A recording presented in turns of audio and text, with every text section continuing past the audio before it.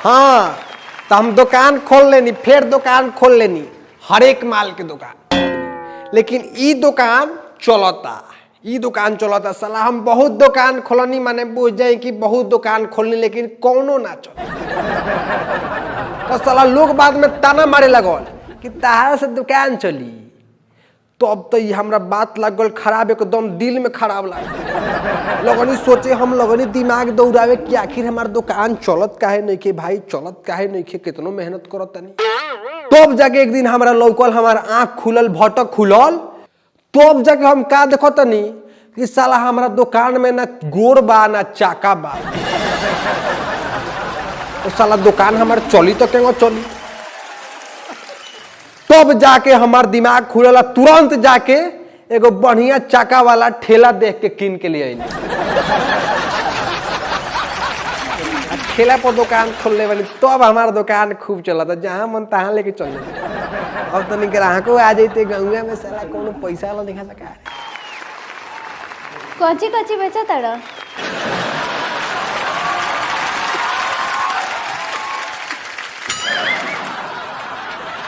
सुनाई नहीं दे, कौन सी बेचा ताड़ा?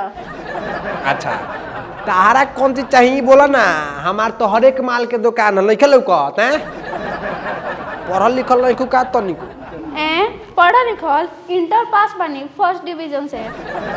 अच्छा फर्स्ट डिवीजन से, लॉकडाउन में पास भइल बारू का?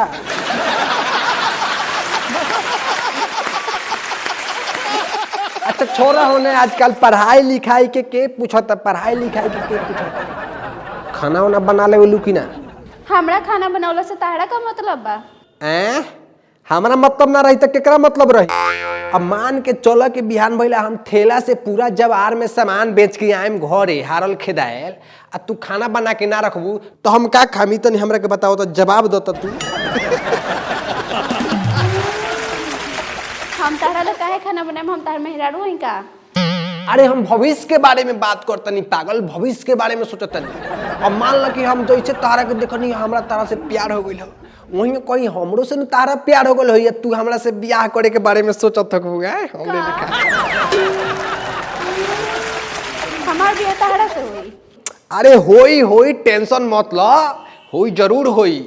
अब बाबूजी से कह दिया कि दहेज के टेंशन ना लेवे की, बिल्कुल टेंशन ना लिए दहेज वहेज के। काहे से कि हमनी मॉडर्न जुग के आदमी है, सब माने नया जमाना, नया सोच के। अगर वो दहेज ना ही दिहे तो हमरा वसूली आवेला। हाँ तो यही हमार पहिका दूसरा, हाँ तिसारका ससुर हमरा के दहेज ना दे।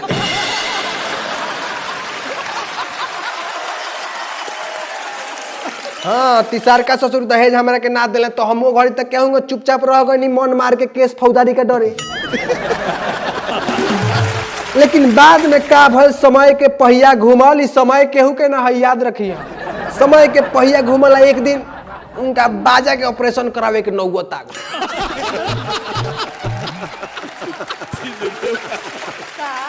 हाँ बाजा के ऑपरेशन करावे के नौबत आ गई, तो हमरे के बोलैलक लोग कि जाई तनी ऑपरेशन करा दी। गईनी हमहू दौड़ल, कहनी कि ऐसा मौका बार बार ना मिली, सेवा कर दिया ससुर जी के कुछ। तो गईनी हम दौड़ल, ले गईनी हॉस्पिटल में ईसुआपुर। ओकरा बाद जाके बाजा के ऑपरेशन करावत एगो किडनियो करवा के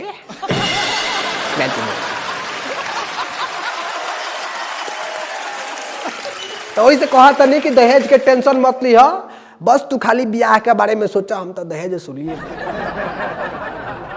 ये सब कहला से धर्म कर्म चलेला, पैसा केंगा कमाला?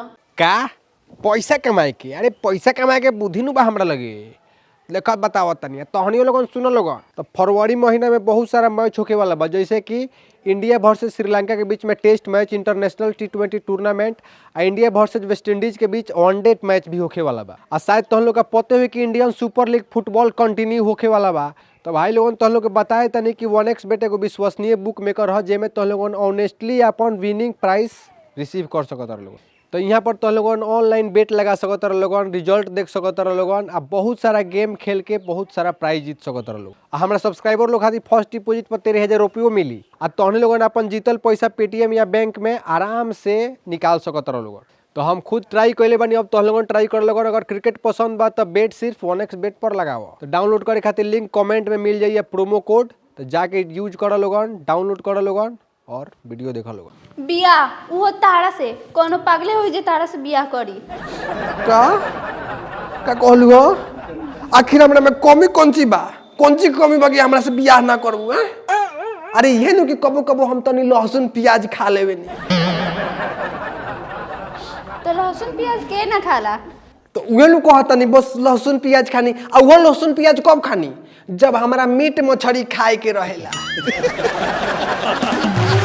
तो मीट मछली खाला से का हो गई? तो उहे नु हम कहतनी हमरा में कौन कमी बा? आ वो मीट मछली हम तबे खानी जब हमरा दारू पिए के रहेला एकदम। का तू दारू पिएला? एक ना पियनी, हमेशा ना पियनी। हम दारू तबे पियनी जब हमारा ऑर्केस्ट्रा में पैसा उड़ावे के रहेला। तू ऑर्केस्ट्रा में पैसा उड़ावेला? अरे यही थोड़े ना उड़ावे नी, पहले के बात अलग रहा। जब हमारा लगे खेत पथार घर दुआर रहे तो हम उड़ावत तो नहीं हो बेच के, लेकिन अब हमरा लगे समझदारी आ गई, अब हम एंग ना उड़ावे नी। अब कहे ना उड़ावेला? अब हमरा लगे समझदारी आ गई। जब सब खेत पथार उड़ा गल बेच देनी, तब कहाँ से उड़ाई पैसा? अब खेत पथार होले नहीं थे, तो अब हम तबे उड़ावे नी पैसा। एकदम समझदारी जब से हमरा लगे आइल बा, जब हम जुआ में पैसा जीते नी।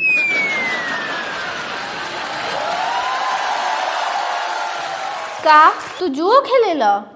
हाँ तो बस उहे तनी मनी ना तो आवड़ी हमरा लगे कुछो कमी नहीं के, बस उहे लहसुन प्याज तनी खा। बाप तारा में कोनो कमी नहीं खे।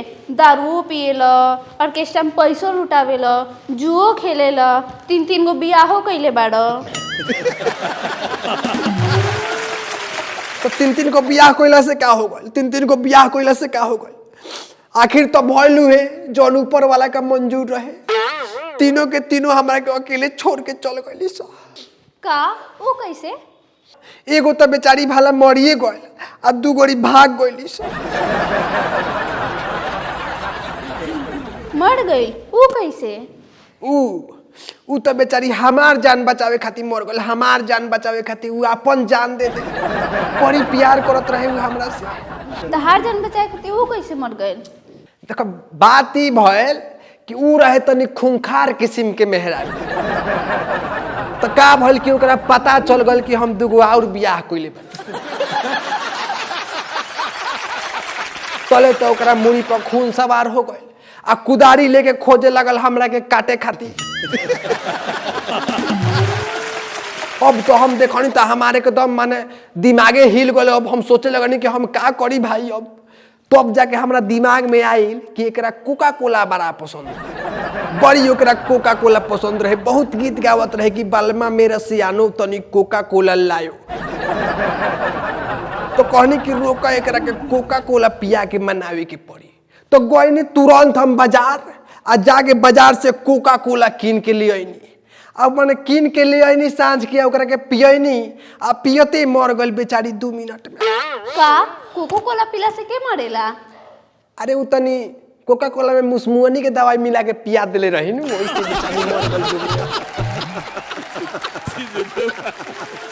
का तो अपन मेहरारू के मुसमुअनी के दवाई खा के मरला?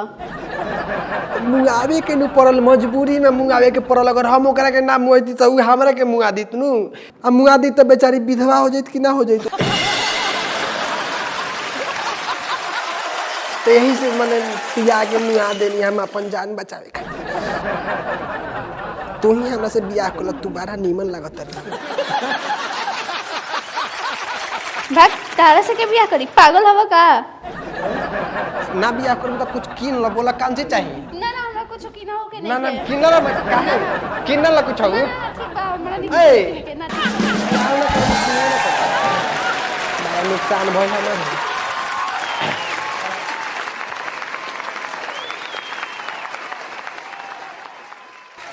हाँ तो अगर वीडियो अच्छा लागल होगे तो एकरा के लाइक कर दियो लोगन, टिप के एकदम। आ ओकरा बाद सब्सक्राइबो कर दियो लोगन, बड़ा मेहनत लगता वीडियो बनावे में। तो और तनी मेहनत करे वाला बानी से तो फटाफट सब्सक्राइब द जेपी यादव शो और शेयर कीजिए ज़्यादा से ज़्यादा।